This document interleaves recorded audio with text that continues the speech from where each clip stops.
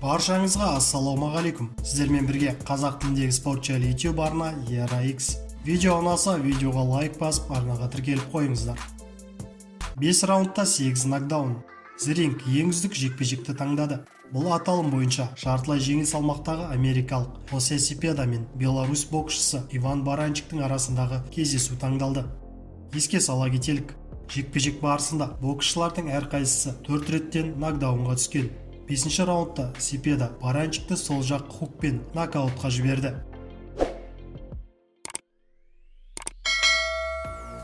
Жағдай өзгерді. Қарым-қатынаста басқа. Головкин Канеломен жекпе-жекке қатысты ойын білдірді.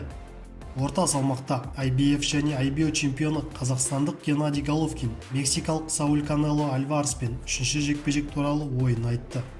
Альварес әлемге біздің 3-ші жекпе-жек туралы ойын ашық айтты. Жақсырақ ұсыныс күттім деп турасын ашық айтты. Оны көбірек толғандыратын мәселе осы. Сондықтан оған сол бір ұсыныс жасалса, маған қатысты екеумізге де ыңғайлы ұсыныс жасалса, 3-ші жекпе-жек өтуі мүмкін. Ал егер екі тараптан біреу ұсынысқа риза болмаса, бұл басқа әңгіме. Уақыт өтті, жағдай өзгерді. Қазір жағдай өзге, қарым-қатынаста басқа, дейді Головкин. Геннадий Головкин 21 ғасырдың үздік 3 боксшысы тізіміне кірді. Танымал спорт басылымның бірі жанкүйерлерінің дауысы және редакция пікірін ескере отырып жасалған елу үздік боксшының тізімін ұсынды. Рейтингте филиппиндік Мэнни Пакьяо топ бастап тұр. Екінші орынға америкалық кіші Флойд Мейвезер жайғасқан. Үздік үштігінде қазіргі орта салмақтағы IBF және IBO чемпионы Геннадий Головкин де бар. 21 ғасырдың ең ұлы елу боксшылар тізімінің алғашқы 20 боксшысы.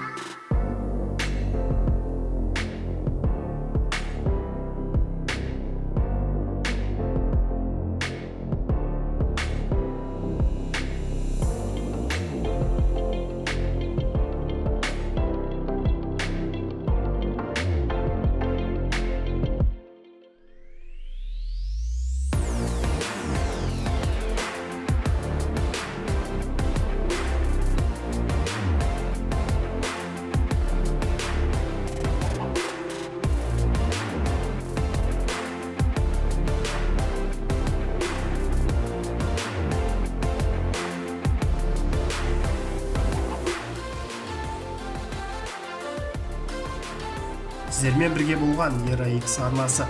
Арнаға жазылуды ұмытпаңыз.